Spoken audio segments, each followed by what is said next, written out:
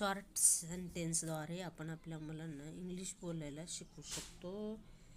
छोटे छोटे शब्द लवकर लक्षात राहतात. सेंटेन्स आता याच्यामध्ये busy right now, busy right now, मी आता व्यस्त आहे असं पण म्हणू शकतो आपण. डोंट फॉरगेट म्हणजे विसरू नका. ऑन माय वे म्हणजे मी आहेच, रस्त्यातच आहे असं पण बोलतो ना, त्याप्रमाणे. गिव्ह मी अ मिनिट, मला 1 मिनिट द्या असं आपण म्हणतो की नाही, तसं.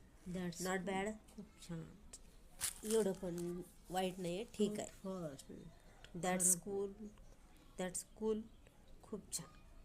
ट्रूथ फर्स्ट म्हणजे अगोदर खरं बोल, इत्यादी. अशा छोट्या वाक्यातून आपण मुलांना इंग्लिश शिकवू शकतो.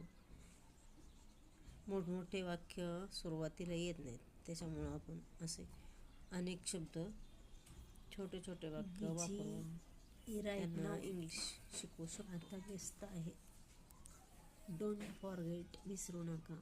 ऑन माय वे आलोच लगेच. Give me a minute, spelling पण वाचून दाखवू शकतो आपण, ठीक आहे.